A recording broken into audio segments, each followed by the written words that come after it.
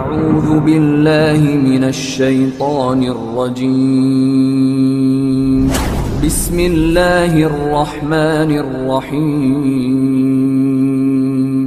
Deg-degan loh. Masya Allah. Assalamualaikum. Masya Allah. Waalaikumsalam warahmatullahi wabarakatuh. Mbak Zizi, apa kabar? Alhamdulillah sehat. Apa kabar? Alhamdulillah, Masya Allah. Ini saya deg-degan loh beneran. Ya, Karena ini kali pertama saya ketemu sama Mbak Zi. Secara virtual ya. Secara virtual pula ya, harusnya itu ketemunya offline dulu. Masya Allah, mohon maafkan. Dan Mbak Zi, terima kasih banyak, jazakillah sanul jaza, sudah berkenan dikitikin sama Umu Sajat siang-siang kayak gini untuk ngobrol sama teman-teman yang ada di sini. Mudah-mudahan obrolan kita hari ini bermanfaat buat teman-teman. Mbak Zi, boleh nyapa dulu teman-teman yang ada di sini yang udah nungguin Mbak Zi dari tadi. Masya Allah. Assalamualaikum. Ukti Soleha, apa kabar? Semuanya sudah hadir. Dari tadi aku bacain sih komennya satu-satu. Udah banyak. Aku juga excited pengen ngobrol kali ya, ngomongnya tadi bilang ya.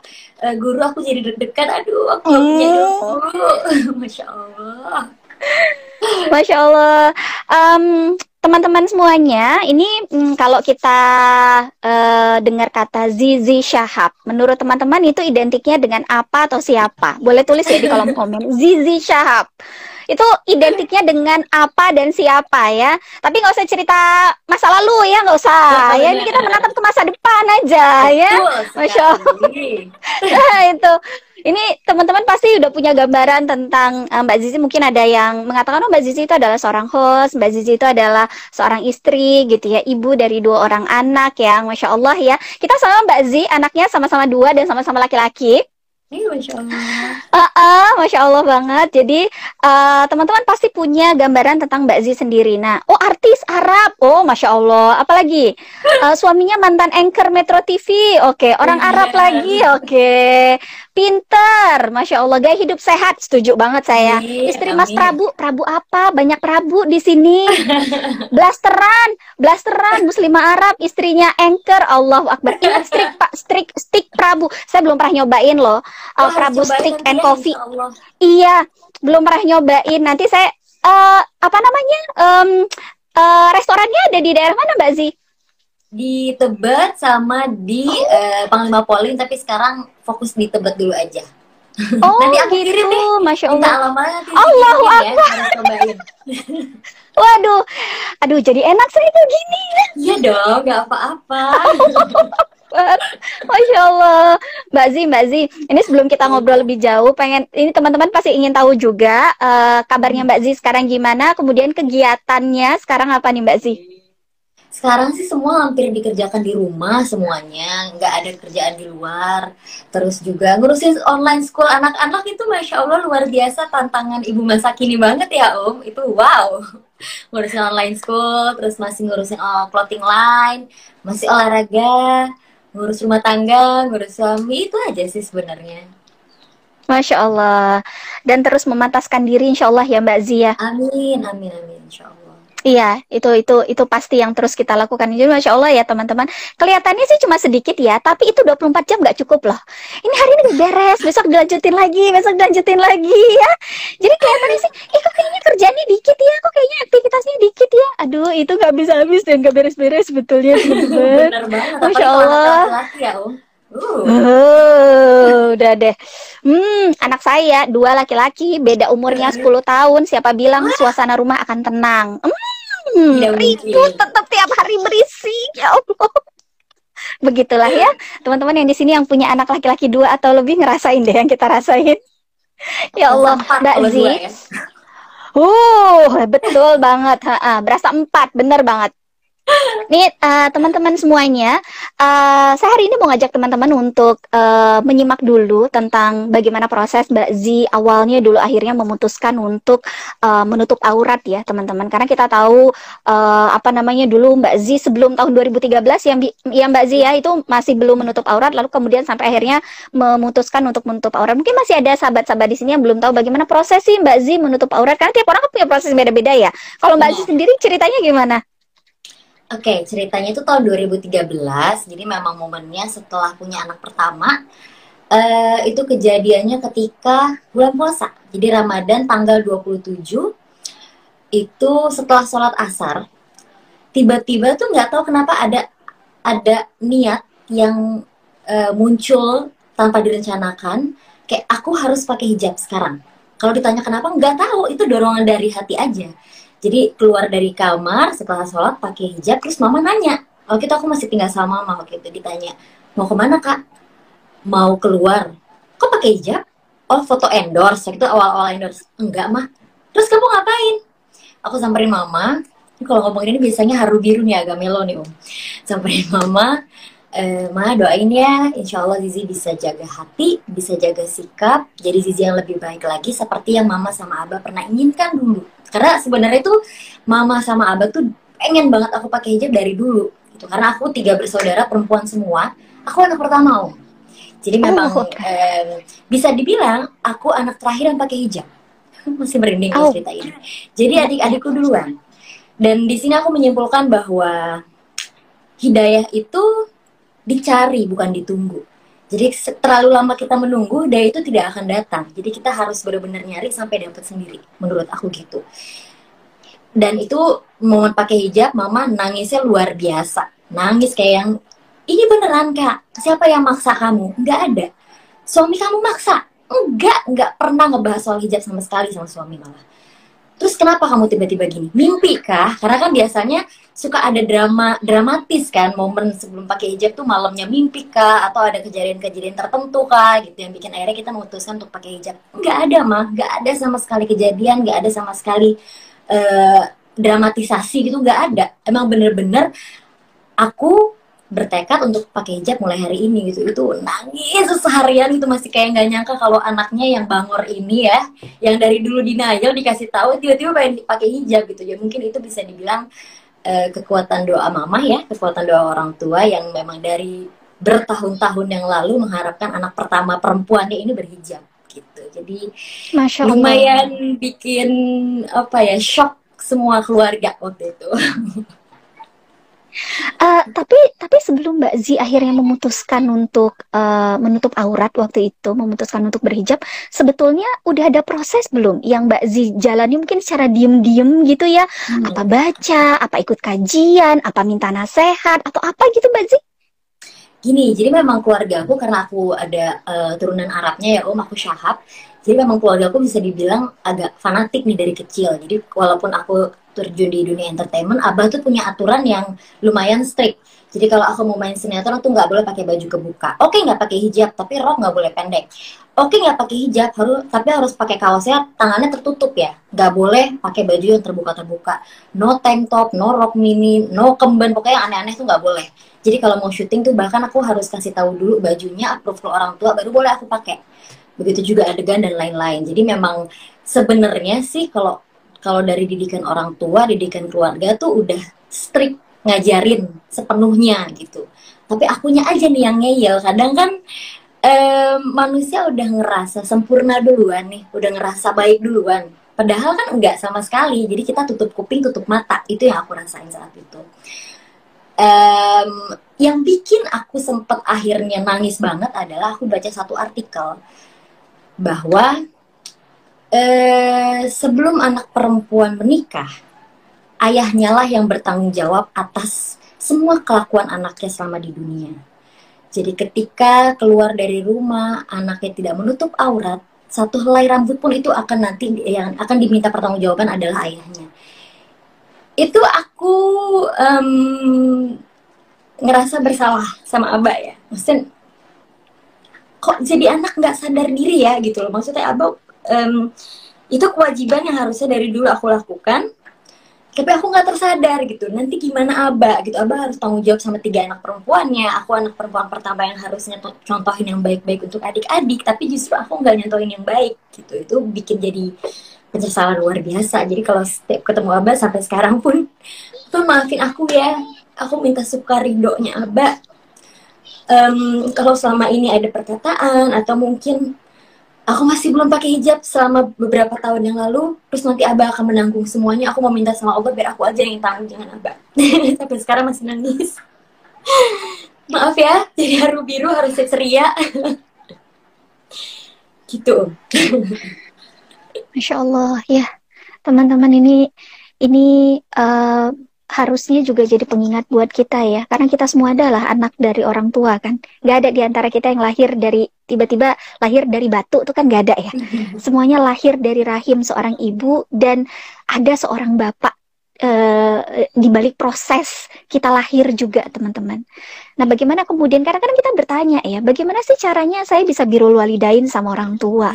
Gimana sih caranya saya bisa bakti sama orang tua gitu? Apalagi kalau orang tua saya sudah tidak ada. Atau kalaupun orang tua saya ada, apa yang bisa saya lakukan? Kadang-kadang kita selalu berpikir bahwa birrul walidain itu dalam bentuk materi, teman-teman. Banyak uang yang kita berikan kepada orang tua kita pikir itu adalah bentuk birrul walidain terbaik. Padahal tidak. Cara terbaik untuk kita kemudian bisa birrul walidain terhadap orang tua adalah jadi perempuan solihah. Amin. Salah satunya dengan menutup aurat kita. Dan ya Allah, saya tuh Mbak Zi cerita gini, saya jadi ingat bapak saya gitu. Mana udah 2 tahun lagi nggak ketemu sama bapak karena beliau ada di Medan ya. Ya Allah, ya kangen banget ini, saya tuh lagi kangennya sama bapak sama ibu gitu ya, karena sudah 2 tahun nggak bisa pulang. Itu betul apa yang dikatakan Mbak Zi. Aduh maaf ya teman-teman, saya juga jadi melo jadinya ya. Karena kalau udah cerita soal orang tua ya, itu tuh apa ya, kita pasti ingin selalu memberikan yang terbaik buat mereka gitu. Apalah gitu, kaki jadi kepala jadi kaki, demi mereka senang, demi mereka sehat, demi mereka bahagia ya Mbak Zi. Dan teman-teman juga pasti kayak gitu. Dan ikhtiar jadi perempuan solihah ya. Sama-sama ya kita teman-teman ya. Karena itu adalah bentuk birrul walidain terbaik. Salah satunya adalah kalau ada di antara kita yang saat ini belum menutup aurat, mudah-mudahan Allah berikan teman-teman segera hidayah. Dan kata Mbak Aziz tadi, hidayah itu jemput ya. Kalau udah datang, please jangan dianggurin ya. Please dipegang kuat-kuat dan di keep gitu. Terus langsung action aja, nggak usah mikir, aduh kerudung saya masih warnanya cuma merah dan biru, harusnya saya punya kerudung warnanya Magiku Hibiniu dulu, baru saya bisa nutup aurat gitu. No, nggak usah ya teman-teman. Pokoknya langsung pakai kerudung aja, kemudian terus berproses menjadi wanita muslimah yang solihah. Itulah birrul walidain terbaik. Bener banget. Ya Allah. Virtual.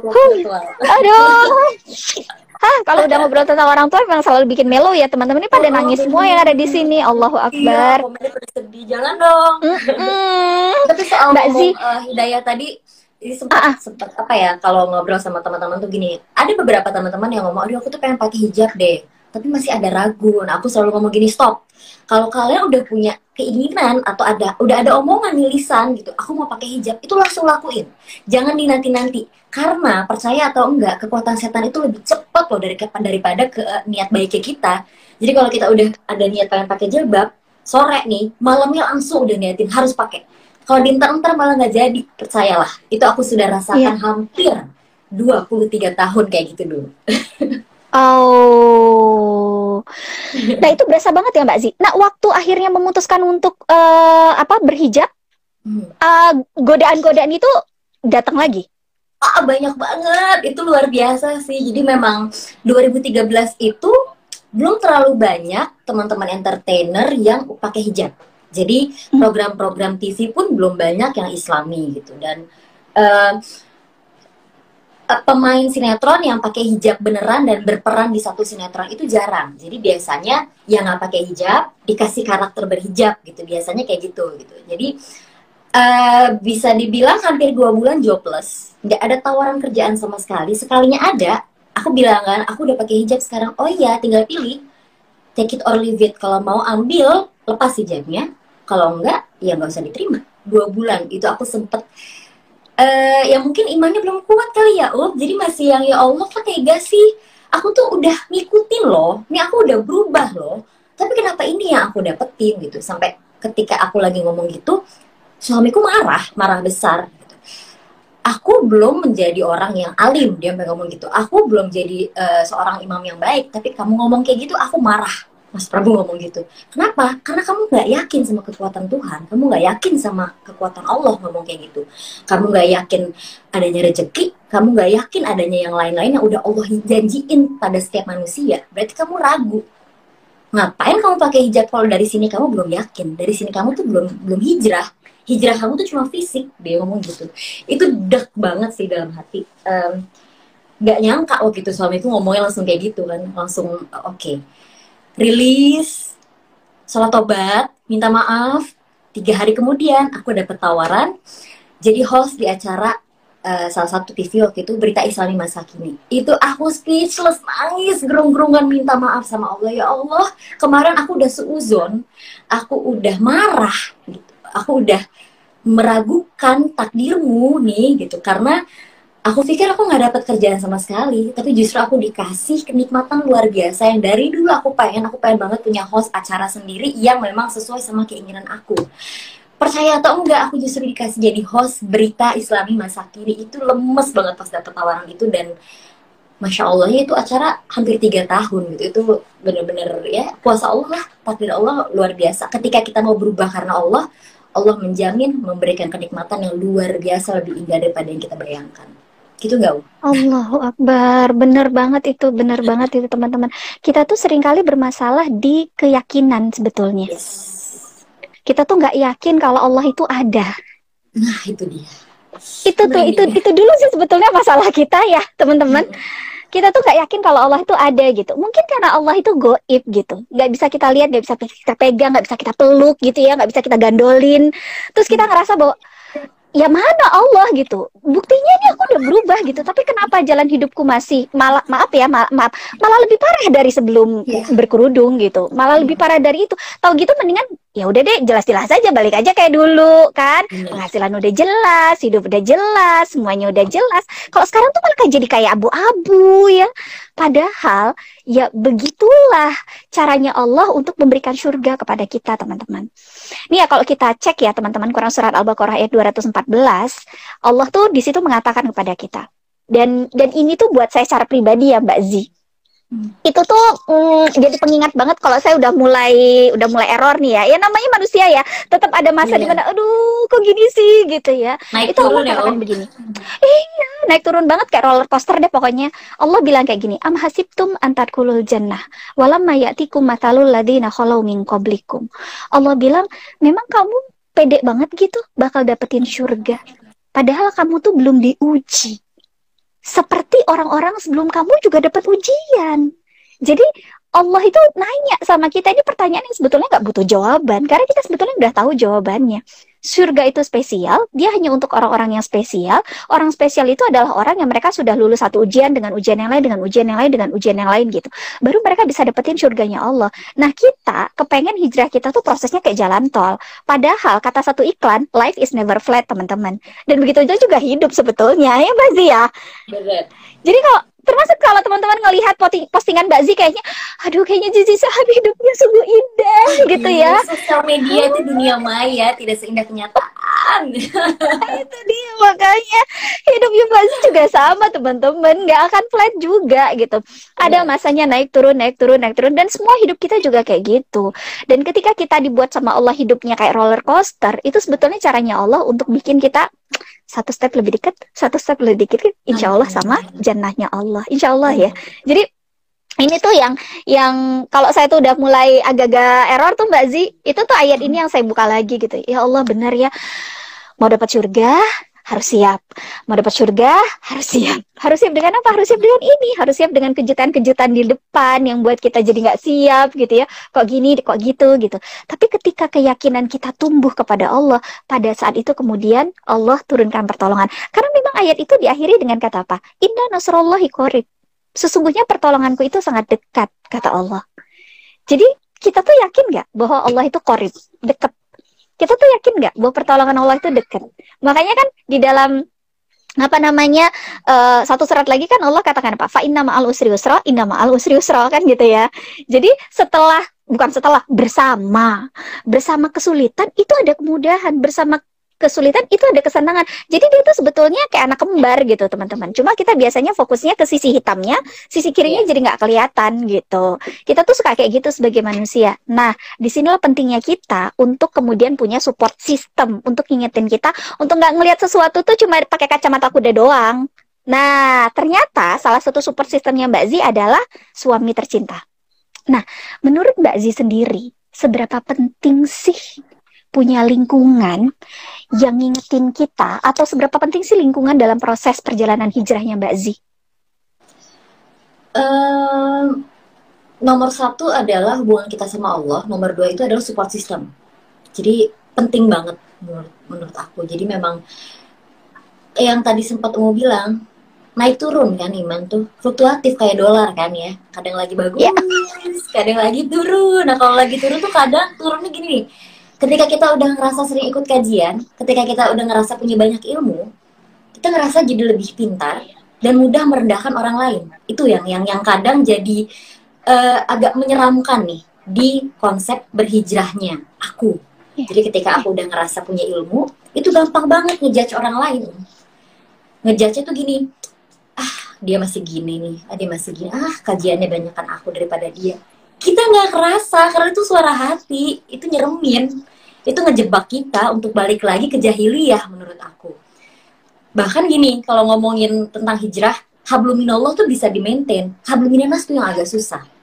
Kalau kita ngomong verbal, ngomong lisan, salah, minta maaf gampang, tapi kalau ngomongnya di hati, gimana? Kan nggak mungkin kita ngomong tuh maaf ya, kemarin saya sempat ada voice over ngomongnya tentang ngeluh kamu, itu kan susah banget tuh. Jadi kadang aku selalu diingatkan sama lingkungan aku ya, ada suami, ada orang tua, ada adik-adik aku untuk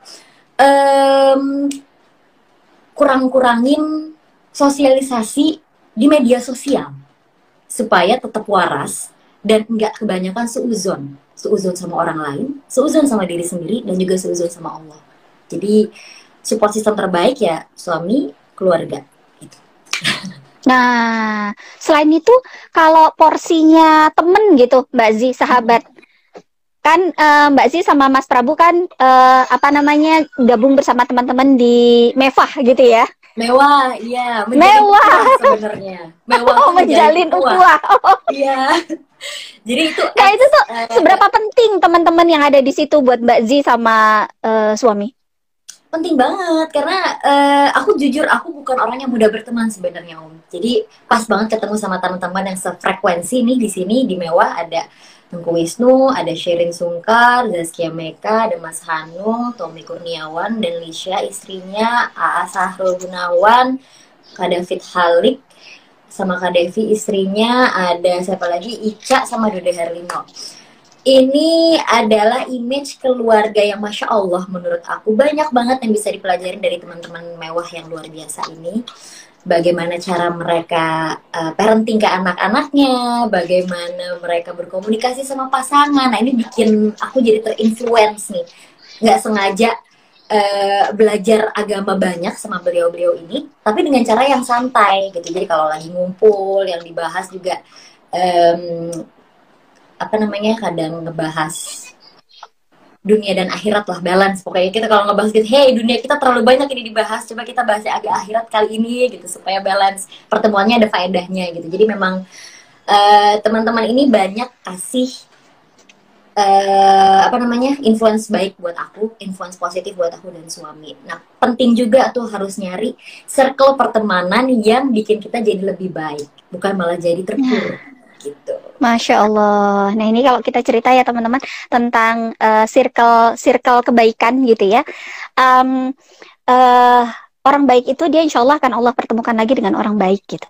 Dan akan ada caranya Allah untuk kemudian mendekatkan kita itu lagi-lagi dengan orang baik gitu. Makanya Mbak Zi cerita tadi, memang termasuk tipe orang yang agak susah punya teman dekat gitu. Tapi Masya Allah ya teman-teman bisa lihat sendiri ya, teman-teman dekatnya Mbak Zi dan Mas Prabu gitu di Mewah itu adalah orang-orang yang sekarang juga sedang berproses untuk juga hidupnya jauh lebih baik begitu dari yang sebelum-sebelumnya. Waduh, nama-nama yang disebutkan oleh Mbak Zi tadi teman-teman juga udah bisa lihat sendiri ya. Oh yang ini udah deh, memang iya gitu. Jadi temennya di situ lagi gitu, dibuat sama Allah Subhanahu wa taala. Dan memang seperti itulah gitu. Jadi orang baik itu dia akan ditemenin sama orang baik. Maka nggak pernah dan nggak usah ragu untuk jadi orang baik. Jangan pernah bilang gue capek jadi orang baik. No, nggak boleh bilang gitu ya. Tetaplah jadi orang baik. Kenapa? Karena orang baik itu nanti akan pasti Allah pertemukan lagi dengan orang baik. Dan selalu ada caranya Allah untuk menjauhkan kita dari orang-orang yang memang menurut Allah ini nggak akan punya influence nggak baik buat kita.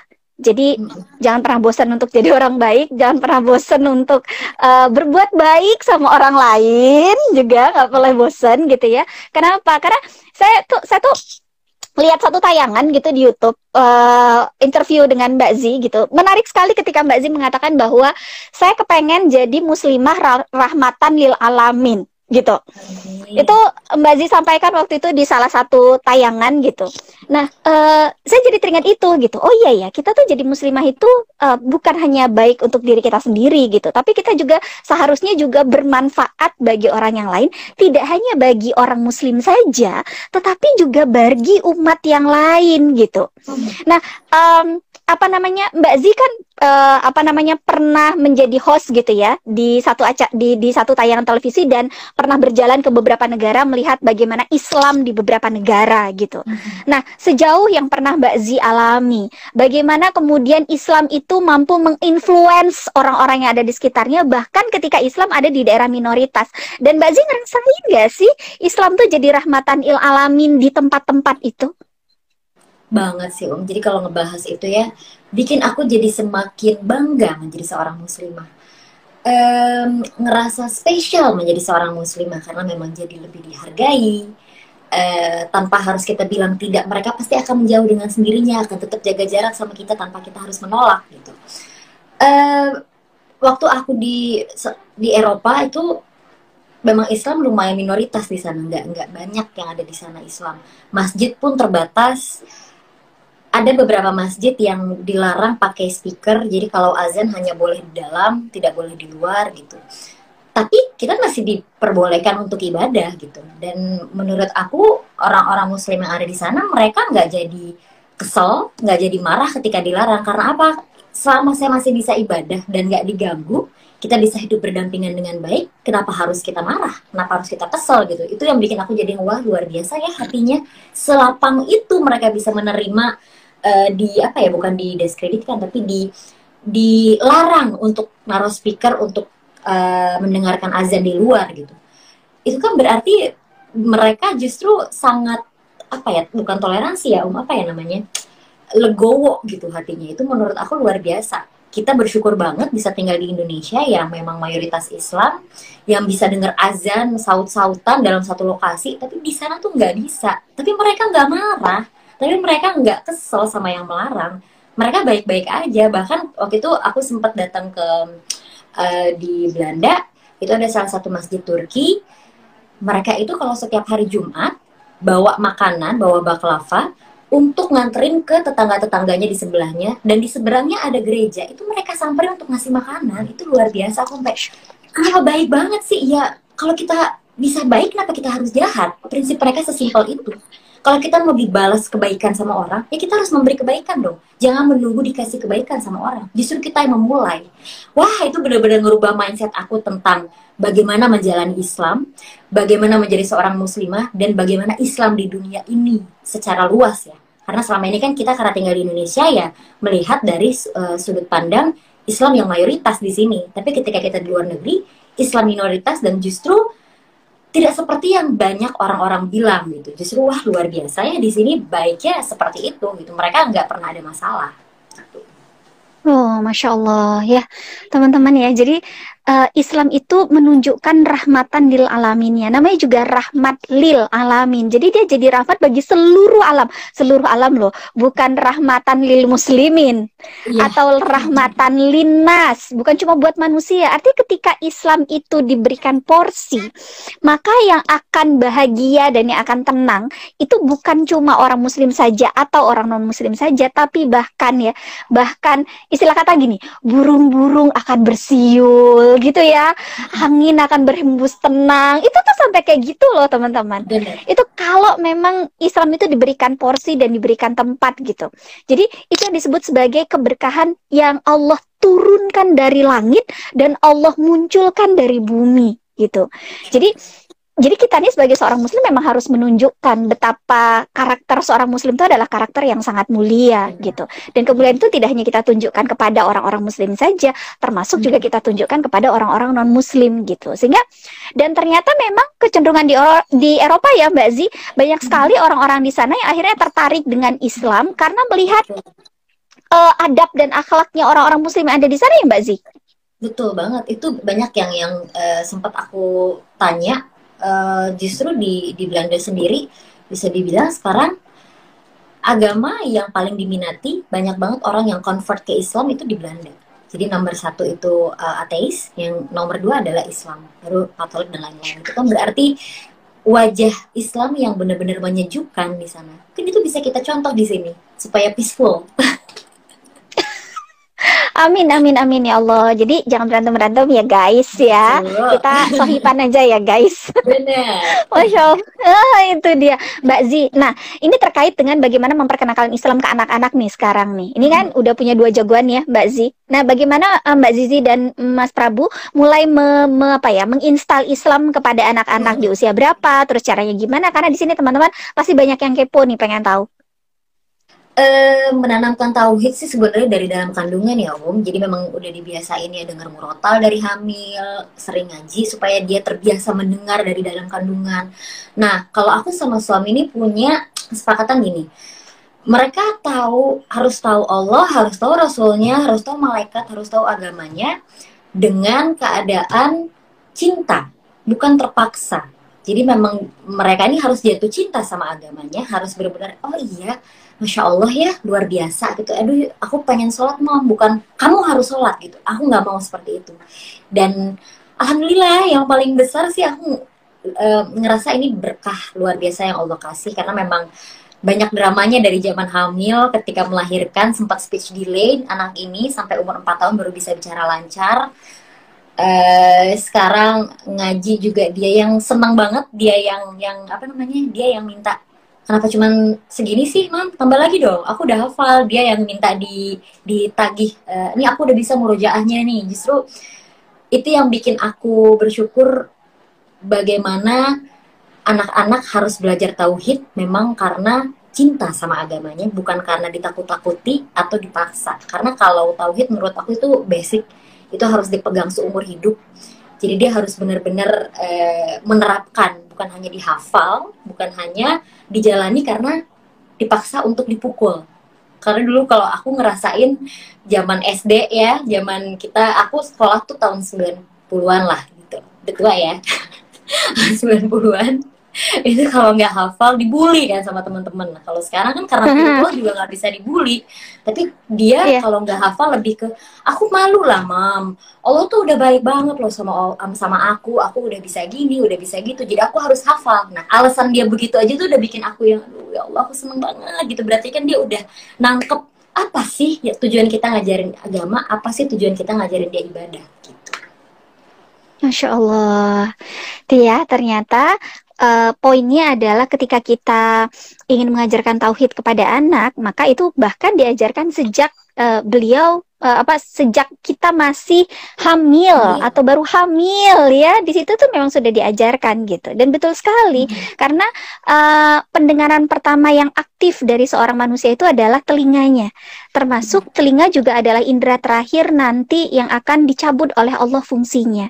Makanya kenapa ya teman-teman, ketika di dalam kandungan itu kita disunahkan untuk membacakan ayat-ayat Al-Quran, kemudian mendoakan, bicara dengan bahasa-bahasa yang ahsan gitu ya. Sesungguhnya dia mendengar karena telinganya adalah indera pertama yang Allah aktifkan fungsinya. Nah, demikian juga ketika kita menemani seseorang dalam proses sakaratul mautnya. Apa yang kita lakukan? Kita mentalkin kan? Kita mentalkin bukan di matanya, bukan di hidungnya, bukan di mulutnya, tetapi di kupingnya. Kenapa? Karena lagi-lagi telinga adalah indera terakhir yang Allah cabut fungsinya.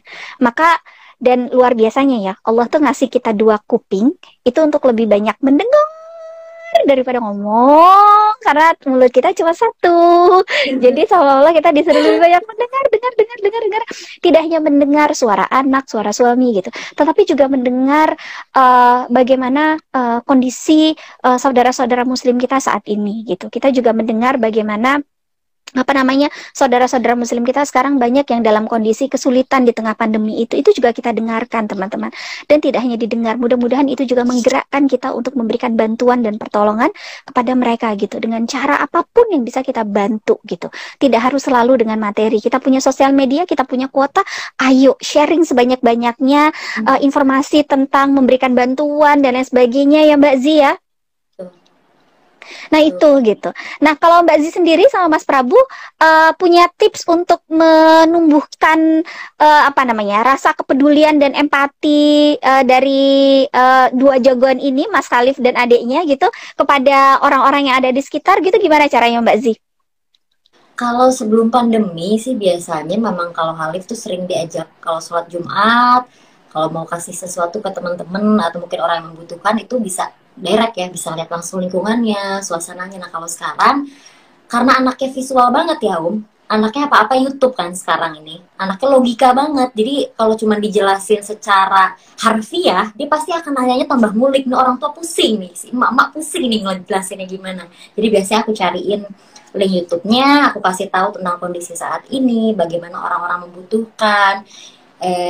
Kalau kita berkecukupan kita harus berbagi. Nah itu sih yang lumayan bikin dia jadi yang oke, kita harus sharing nih, kita nggak bisa happy sendiri ya Mam. Kalau kita bisa makan, berarti orang-orang yang di luar yang nggak bisa makan, kita harus kasih sesuatu gitu. Jadi disesuaikan sama kondisi si anak. Kalau memang anaknya suka nonton YouTube atau mungkin suka denger cerita, ya itu dimasukin pelan-pelan lah. Jadi pas dia lagi santai, diajakin ngomong, diajakin nonton gitu. Dan akhirnya itu jadi tumbuh sendiri kan kepedulian itu untuk sesama. Masya Allah, mudah-mudahan ini jadi tips ya buat teman-teman semuanya. Insya Allah itu juga jadi tips buat saya nih, karena sama orang tua itu kan adalah proses belajar yang gak ada hentinya ya. Gak ada tuh cerita jadi orang, ya kan Mas ya, terus belajar jadi orang tua. Apalagi anak-anak sekarang, Masya Allah, benar yang Mbak Zi bilang tadi, kita jawab 1, dia nanya lagi 5, baru dijawab 3, udah nanya lagi 7 gitu. Jadi pertanyaannya beranak bercucuk bercicit yang bikin kita jadi mikir gitu gimana jawabnya. Kalau dibilang jangan, dia pasti akan nanya alasan, jadi mendingan dialihkan gitu. Kalau bilang nggak boleh ya, kenapa nggak boleh gitu, alasannya dia akan cari sendiri. Daripada dia nyari sendiri, mendingan kita nyari bareng-bareng kan, supaya nggak sesat gitu. Betul, betul banget, betul banget. Nah Mbak Zi, ini kan kita sekarang ada di bulan Muharram ya. Dan Muharram itu dia kan sangat lekat dengan momentum hijrah ya. Nah buat Mbak Zi sendiri, apa sih sebetulnya hijrah? Hijrah, kalau secara harfiahnya kan hijrah itu berpindahnya. Rasulullah waktu itu kan pindah tempat. Tapi kalau untuk kita, umatnya yang saat ini, berubah dari yang buruk menjadi lebih baik. Dari yang lebih baik menjadi lebih baik lagi.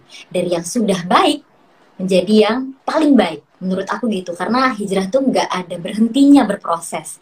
Dan jangan pernah ngerasa baik gitu. Karena kalau kita udah pernah ngerasa baik, itu setan pasti akan senang banget deketinnya. Dan bikin kita akhirnya jadi sombong dan puas. Selesai belajarnya. Jadi sering mengkritisi diri sih menurut aku. Hijrah itu adalah proses mengkritisi diri supaya kita terus belajar dan tidak pernah ngerasa baik. Gitu. Nah, Mbak Zi sendiri, ini kan teman-teman di sini juga kan, maksudnya gini, Mbak Zi kan influencer ya, yang artinya pasti pernah mendapatkan komen like and dislike gitu dari orang.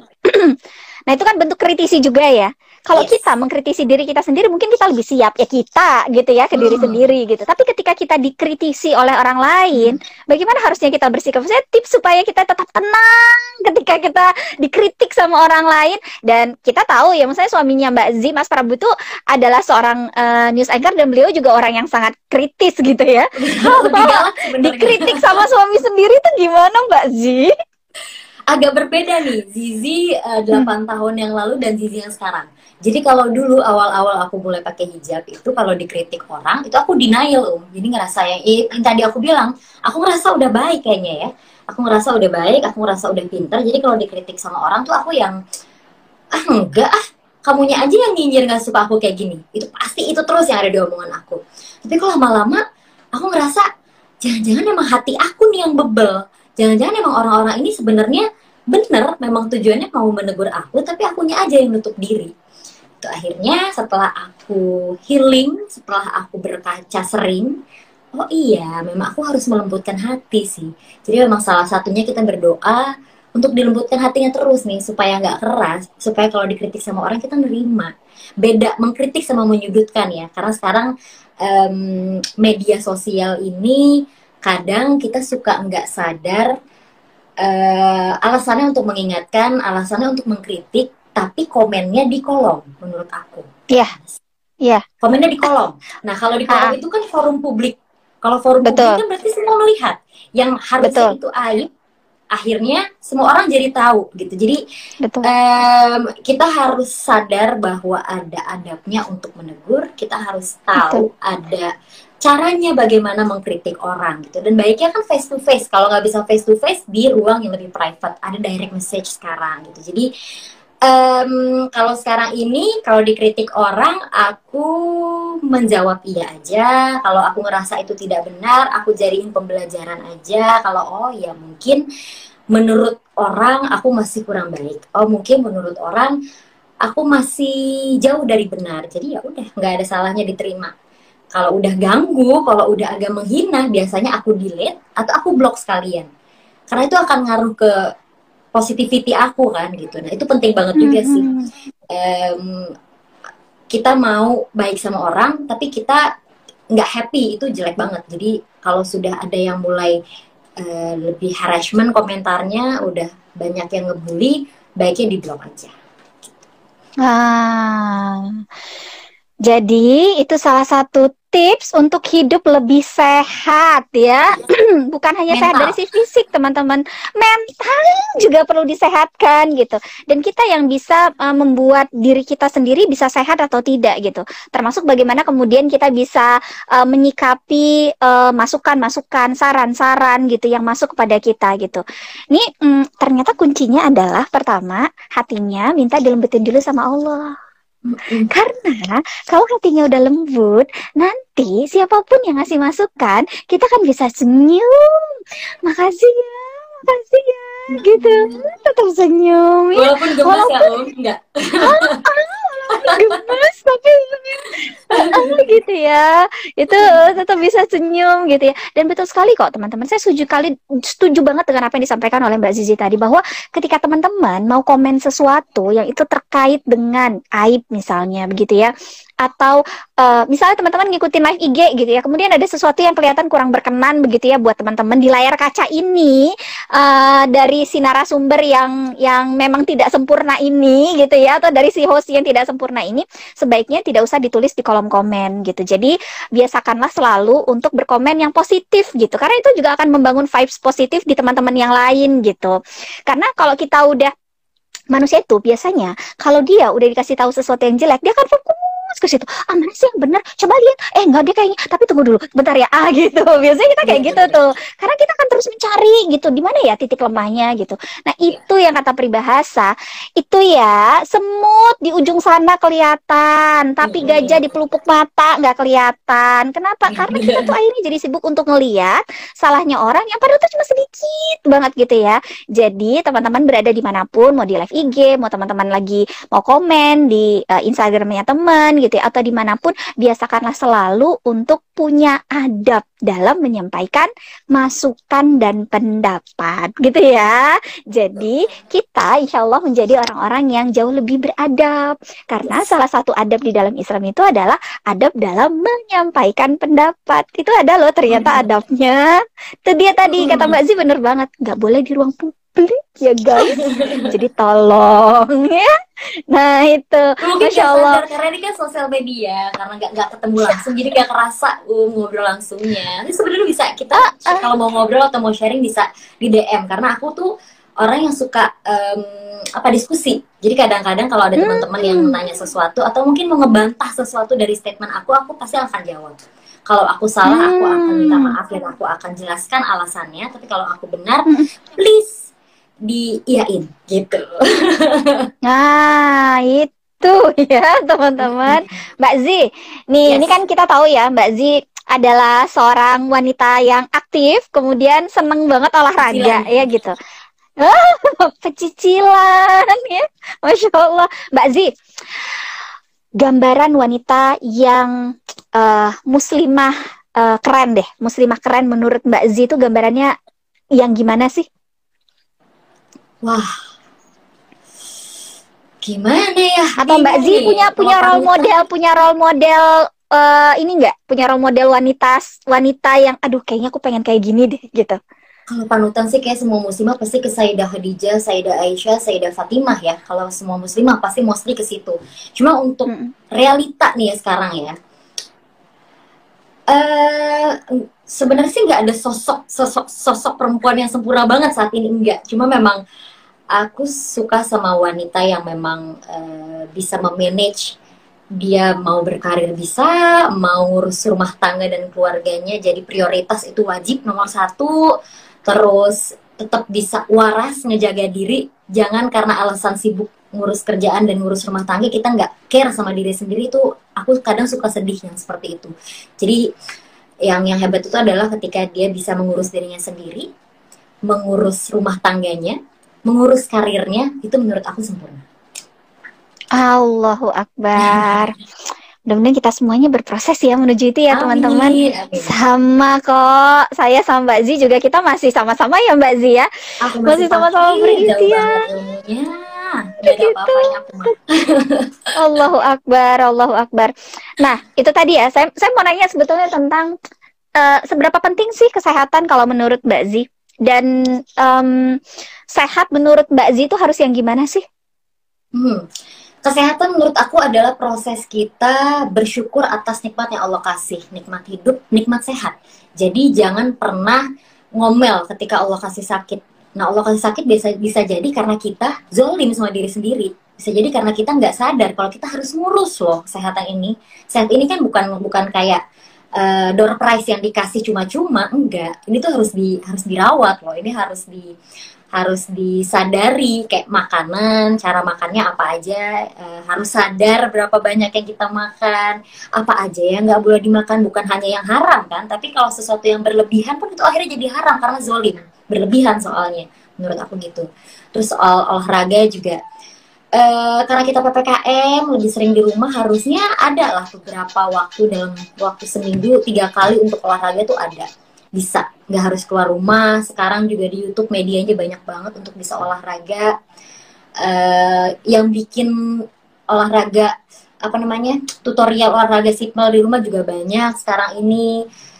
Dan yang paling penting juga kesehatan mental sih Betul. Ibu, wanita, pusat kebahagiaan di rumah.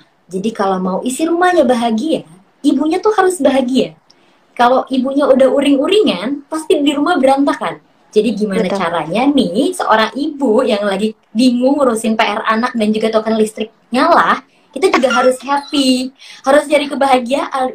Apa? Biasanya mungkin ada teman-teman yang happy kalau ketemu teman-teman kajian, yang bisa join Zoom, atau mungkin telepon orang tua aja tuh jadi mood booster tersendiri buat aku. Dan aku sehari tuh 2-3 kali untuk FaceTime sama mama, sama adik-adik, itu lumayan bikin aku ketawa-ketawa. Jadi ya sebagai perempuan harus pintar-pintar cari kebahagiaannya sendiri supaya orang-orang di rumah juga ikut bahagia gitu. Allahu Akbar. Nah itu yang disebut me time ya. Benar. Jadi kita juga punya me time, tapi me time-nya juga jangan bablas ya teman-teman, karena bagaimanapun kita udah Allah berikan amanah gitu ya. Karena gini, belum semua wanita itu Allah karuniakan suami. Jadi ketika kita sudah dikaruniakan, jangan lupa untuk dijaga ya amanahnya.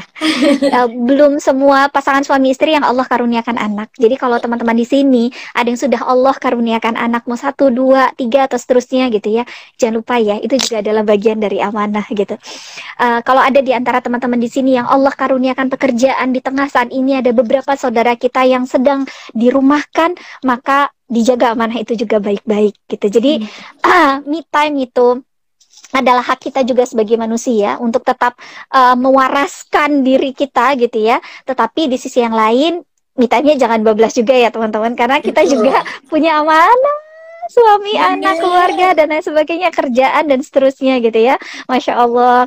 Mbak Zi, terakhir mungkin yang ya teman-teman mungkin ingin tahu sekarang proyek terbaru yang sedang akan dikerjakan oleh Mbak Zizi, mungkin bisnis atau mungkin di dunia entertainment gitu. Ada proyek-proyek terbaru apa? Boleh dikasih bocorannya ke teman-teman yang ada di sini? Kalau sekarang masih ngejalanin usaha aku sama suami, ada warung steak itu tadi, masih berusaha Allahu untuk Akbar, warung, survive, Masya Allah. masih untuk survive ya, berusaha supaya tetap bisa baik-baik aja di kondisi Ya. sekarang, amin. Ada clothing line, masih ada untuk daily wear, sama satu lagi, lagi ada series terbaru aku, tayang di salah satu aplikasi di Genflix, namanya Mahram untuk Najwa judulnya, dan itu sih katanya bagus. Jadi mungkin teman-teman kalau ada yang mau nonton yang masih mencari jodoh untuk memantapkan hati dan memantaskan diri, boleh nonton. Allahu Akbar. Mbak Zizi, terakhir boleh disampaikan pesan kepada teman-teman di sini yang mungkin sekarang sedang berjuang dalam proses hijrahnya, yang mungkin sekarang sedang dalam ujian, yang mungkin sekarang juga masih dalam proses penantian jodoh ya. Apa yang seharusnya kita lakukan sebagai seorang muslimah agar semua masa-masa penantian ini ya, penantian jodoh, penantian anak, penantian rezeki, penantian pekerjaan, dan penantian-penantian yang lain, termasuk penantian kita bertemu dengan Allah nanti, menjadi sebuah masa penantian yang indah, Mbak Zi. Masya Allah. Pengalaman aku, ketika kita berubah menjadi yang lebih baik karena Allah, percayalah, Allah akan kasih kebahagiaan yang luar biasa lebih indah dari apa yang pernah kita bayangkan dan kita inginkan. Jadi jangan pernah ragu untuk berhijrah dalam hal apapun, karena jaminannya ada Allah yang akan selalu dampingin kita. Percaya, karena aku udah ngerasain. Allahu Akbar. Ini dikit tapi nyikat semuanya ya, teman-teman. Ini ya, Masya Allah ya, terakhir tadi Mbak Zi sampaikan bahwa Allah akan mengikat semuanya. Ya, Allah akan mengikat rezeki kita, akan mengikat jodoh kita, akan mengikat anak-anak kita, akan mengikat keluarga kita, akan mengikat pekerjaan yang kita punya, akan mengikat nama baik yang sudah kita jaga selama ini, itu akan diikat oleh Allah ketika kita juga mengikat diri kita kepada Allah. Masya Allah, ada Mbak Kartika Putri. Hai Kak Tika, sehat-sehat. ya Allah, Mbak Tika sehat ya. Nah ini ya, Masya Allah ya teman-teman. Ini tuh diikat oleh Allah Subhanahu wa Ta'ala. Dan bagaimana kemudian Allah bisa mengikat ini? Kalau kita tidak mengikatkan diri kita kepada Allah, maka PR pertamanya adalah kita dulu yang ngiketin diri kita ke Allah, supaya Allah juga nanti akan ngikat kita. Karena nggak mungkin Allah akan ninggalin orang-orang yang udah mengikatkan dirinya, jiwanya, hatinya, pikirannya dan dirinya hanya kepada Allah saja. Nggak mungkin. Allah nggak akan mungkin melepaskan kita, tapi malah sama Allah kan dipegang kuat, dijagain kuat-kuat, dan dipeluk kuat-kuat. Jadi jangan lupa untuk selalu mengikatkan diri kita kepada Allah Subhanahu wa Ta'ala. Terakhir, kita mau sampaikan terima kasih dulu sama-sama ke Mbak Zizi yang sudah berkenan untuk ngobrol bareng sama kita di siang hari ini. Mbak Zi, jazakillah sanul jaza. Terima kasih banyak untuk siang hari ini, Masya Allah, ngobrol dari A sampai Z sama Mbak Zi. Sebetulnya ini banyak sekali yang mau diobrol lagi, cuma pas ngeliat jam, ya Allah udah jam 2:30 ya. Bisa kan soalnya 1 ngobrol banyak ya nanti. Insya Allah Mbak Zi, lain kali, lain waktu, Insya Allah berkenan ya untuk ngobrol bersama dengan kita di sini, bareng sama teman-teman juga yang ada di sini. Teman-teman, kita doakan Mbak Zi, Mas Prabu, Mas Khalif, dan adik Kerim ya, adik Kerim ya, untuk mudah-mudahan Allah jaga sakinah rumah tangganya, Allah jaga mawadahnya, Allah limpah curahkan rahmat untuk keluarga Mbak Zi dan Mas Prabu, dan juga doa buat teman-teman semua yang ada di sini. Mudah-mudahan Allah juga limpah curahkan keberkahan dalam hidup teman-teman semua yang ada di sini. Tenang, ada Allah bersama dengan kita. Yakinlah bahwa setiap ujian akan selesai dan hidup kita sebetulnya adalah sebuah perjalanan menuju surganya Allah. Mbak Zi, sekali lagi, jazakillah sanul jaza. Teman-teman semuanya, saya juga mohon maaf lahir batin, mohon maaf untuk kekurangan pelaksanaan live IG hari ini.